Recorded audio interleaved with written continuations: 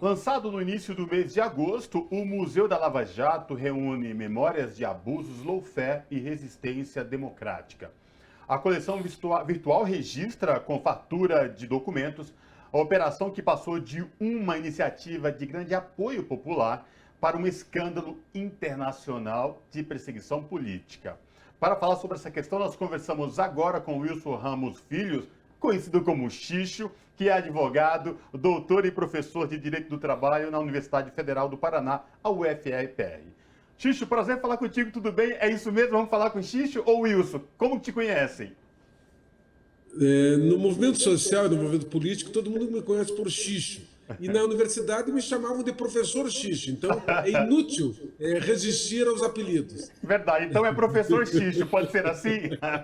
Sim, Xixo está ótimo. Maravilha. Professor Xixo, vamos falar um pouco do Museu da Lava Jato, né? Como que se deu, como partiu essa iniciativa e a importância dele nos dias atuais, inclusive ter um acervo como esse para discutir especificamente perseguição política, lawfare, abusos democráticos. Eu queria te ouvir sobre essa questão. Bom dia a todos e todas. A iniciativa começou a partir de uma constatação.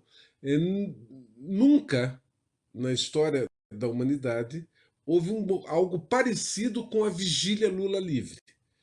Esse é um fenômeno social. Isso será estudado durante muitos anos por sociólogos, antropólogos, psicólogos, etc., para tentar entender como é que, durante 580 dias, aquelas centenas, em alguns dias milhares de pessoas estavam lá, do lado de fora da prisão, da sede da Polícia Federal em Curitiba. Aquele fenômeno social merecia uma memorização. Ou seja, foram 580 dias, 580 noites, pessoas das mais diversas idades, origens sociais, classe social, cultura, religião, etc., que ali estavam em comum. Então nós queríamos memorizar isso e a ideia começou como um memorial da vigília Lula livre. Ao fazer isso, nós constatamos que havia mais coisa por trás disso. Quer dizer, a própria prisão era um absurdo. O próprio encarceramento, o próprio sequestro do candidato que estava melhor colocado nas eleições de 2018, para impedir que ele fosse eleito, prenderam esse candidato.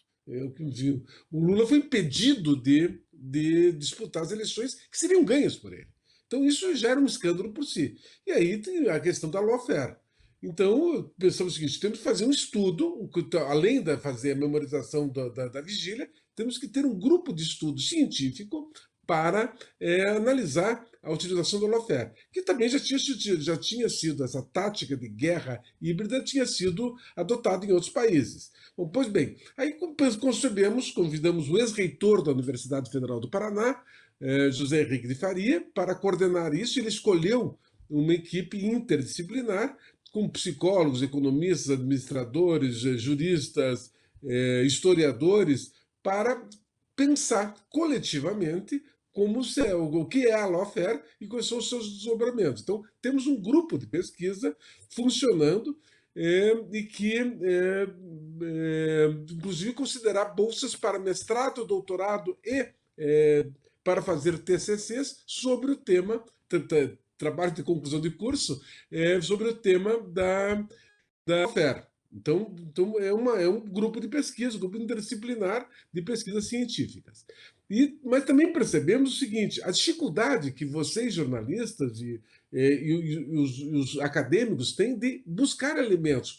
Não tem que ser as informações sobre a lawfare. Bom, onde é que nós constituímos a maior biblioteca brasileira sobre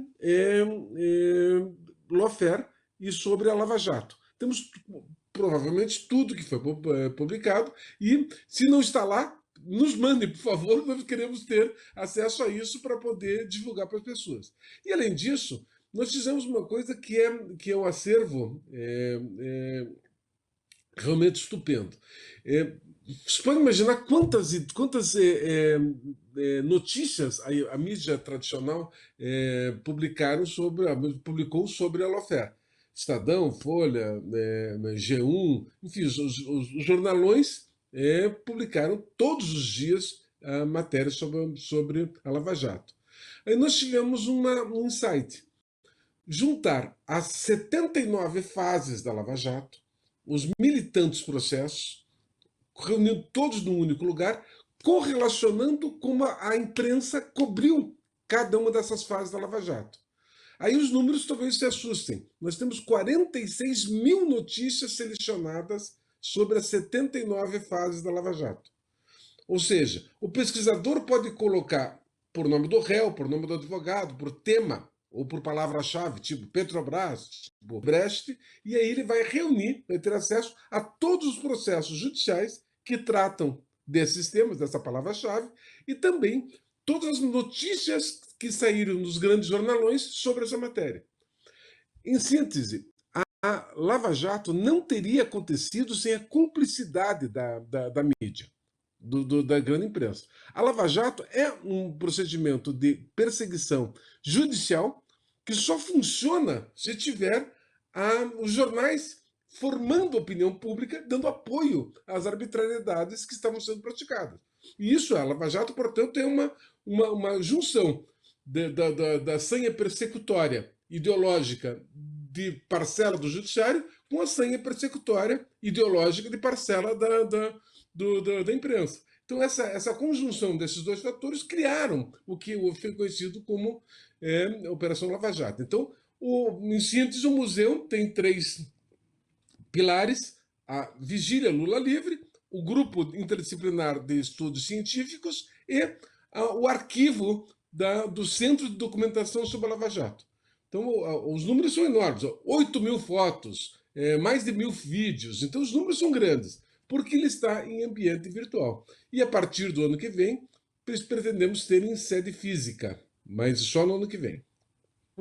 Professor Xixo, você está falando desse processo de como também foi se criado um grupo de estudo, são pessoas ali apropriadas do direito, do conhecimento do direito, mas a pessoa comum, público em geral, entrando no site, ele também consegue fazer esse acesso? Houve essa preocupação para esse conteúdo ficar acessível, inteligível para o público em geral, para as pessoas entenderem o que foi o processo da Lava Jato, como você está colocando, o que é o lawfare, né?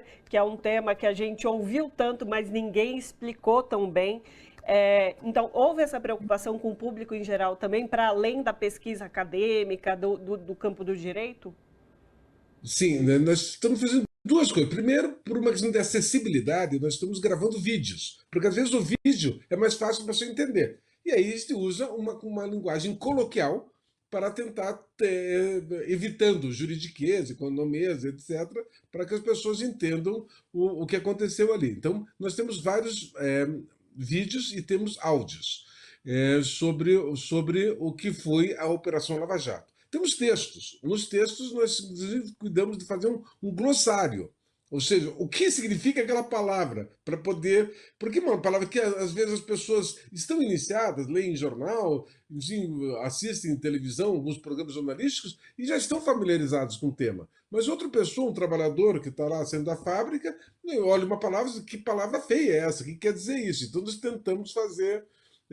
Sempre é mais desejo do que êxito, no sentido que a gente sempre procura, está sempre buscando tornar a comunicação algo que realmente atinja os seus objetivos. Não basta o sujeito emissor querer falar, precisa que o sujeito receptor entenda a mensagem. Então nós estamos com essa preocupação, sim. E para a sede física, nós imaginamos que teremos algo muito visual, com imagens e projeções em telões e também em televisões, etc., e displays para as pessoas poderem percorrendo o itinerário do museu e aí formando sua convicção. Então, não é um museu que seja sobre alguma coisa do passado. É um museu sobre coisas que estão acontecendo no presente. Porque a Operação Lava Jato foi enterrada, desapareceu. O lavajatismo está mais do que nunca forte no Poder Judiciário, no Ministério Público Federal. É o Museu da Lava Jato, mas, na verdade, nós estamos querendo denunciar o lavajatismo, essa prática judicial de perseguição política e ideológica dos adversários do que nós chamamos de direita concursada. Essa parcela da direita e da extrema-direita brasileira que ocupa cargos públicos, seja no Judiciário, seja no Ministério Público Federal ou Estadual, seja no aparato repressivo estatal, polícias federais, polícias estaduais, etc. Ticho, o senhor tocou no começo da sua intervenção aqui no nosso bate-papo, mais de 80 mil notícias armazenadas, mais de 8 mil fotos. E aí o senhor trouxe essa questão da vigília. Imagino que dentre essas histórias tem histórias pitorescas, tem histórias emocionantes, enfim, e várias pessoas que passaram a partir da vigília e depois a documentação no Museu da Lava Jato. Repetindo aqui, museudalavjato.com.br, para quem quiser visitar e ter acesso a esse acervo. Tem algum momento dessas histórias jornalísticas, ou dessas fotos, que te chamou a atenção e que te marcou, que você possa trazer aqui para os nossos telespectadores da TVT e também ouvintes da Brasil Atual? Bom, sim, pode imaginar assim, 580 dias, 580 noites. A gente brincava lá na vigília que todo dia tem um BO, para dizer que o boletim de ocorrência, né? Todo dia tinha alguma confusão, então tinha algo que fosse característico. Nós contamos para fazer o museu com algo que não sabíamos que existia. Mas a vigília tinha um boletim diário. Não sei se as pessoas acompanham isso. Mesmo as pessoas que estavam lá no dia a dia nem sabiam disso. Tinha um boletim diário que era feito por jornalistas ligados aos companheiros do MST. Eles faziam um boletim quase que uma ata. Aconteceu isso, aconteceu aquilo, etc. Então tem todos os boletins. Para fazer uma ideia, foram 580 dias da vigília. Mas são mais de 700 boletins diários. Por que deu mais? Porque tinha dia que tinha 2 BOs. Tinha mais do que um BO. Então, contava a história ali também. Então, ficou registrado isso, essas histórias. Então, tem de tudo. Desde uma história tocante de alguém que veio de ônibus do interior do Piauí para prestar solidariedade ao presidente Lula, que teve ali, até o dia que uns fascistas deram um tiro no acampamento e atingiram o pescoço de um companheiro nosso. Tem histórias que são histórias tocantes de pessoas que foram lá levando comida para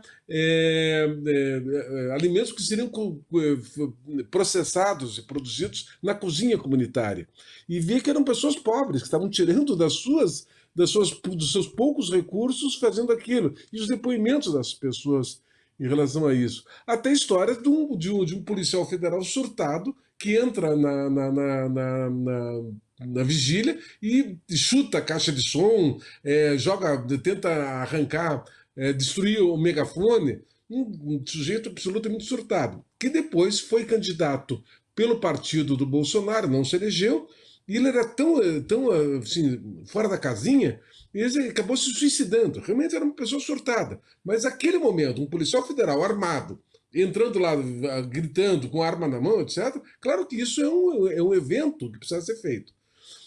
Outra coisa, descobrimos também, já recebemos, já está no site, já estão no site, mais de 200 podcasts que uns companheiros nossos faziam uma espécie de rádio comunitária, uma rádio na internet, contando e entrevistando pessoas. Quem fez isso não imaginava o papel que isso ia ter no futuro. Se não existe museu, isso vai ficar no computador dos companheiros e vai se perder. Então nós estamos reunindo isso. Então ele já entregou esse farto material, nós estamos agora colocando no museu, porque também tem que ouvir cada um antes de colocar, porque tem coisas que podem não ter atualidade, etc. E também não adianta ficar ocupando espaço. As informações fazem sentido se elas forem acessíveis e tiverem relevância, senão se perde também. Então não se trata de colocar tudo. E ainda tem uma outra coisa, respondendo isso, desculpe se me alongo, nós criamos uma parte interativa no museu. Uma parte que chama-se A Minha Vigília. Você pode clicar ali e você pode mandar teu vídeo dizendo como é que foi a tua experiência pessoal na vigília, ou pode colocar tuas fotos de como é que foi a tua experiência pessoal. Ou seja, no dia que eu fui lá, eu vim de não sei de onde, foi difícil, eu almocei não sei onde, eu posei lá, essa expressão, dormi lá junto com os companheiros, me deram comida, participei de um curso de formação que tinha lá. E, bom, vocês sabem, na vigília todos os dias tinha atividade, desde aula de yoga, terapias alternativas, tinha de formação política, tinha iniciação musical, porque as pessoas estavam lá, então tinha atividade o dia inteiro. Então, cada uma dessas histórias é linda, cada uma delas é linda. O conjunto das histórias também é muito bonito. Então, e já existem 2 iniciativas de filmes sobre a vigília. E esse acervo do Museu da Lava Jato é o principal acervo que está fornecendo imagens, histórias, etc., para esses 2 realizadores que estão produzindo filmes sobre a vigília. Para quem estiver acompanhando aqui na TVT, quem tá ouvindo na Rádio Brasil Atual é www.museudalavajato.com.br. Está aqui o GC aí na nossa tela para quem está vendo aqui. E eu falei para quem está ouvindo na Rádio Brasil Atual. E lembrando, é um acervo imensurável e também vai servir como estudo também, não só aqui no Brasil, mas de fora do Brasil também, né? É isso mesmo, né, Ana Rosa? Exatamente. Só para destacar aqui, no site tem um lema escrito "Lembrar para não repetir". Então, aí todo o acervo, toda essa documentação nesse Museu da Lava Jato. Conversamos com Wilson Ramos Filho, professor Xixo, mais conhecido como professor Xixo, que é advogado e professor de Direito do Trabalho da Universidade Federal do Paraná, que é a UFPR. Professor Xixo, muitíssimo obrigada pela participação do senhor aqui hoje. Obrigado, Ana. Obrigado. Um abraço para vocês. Abraço.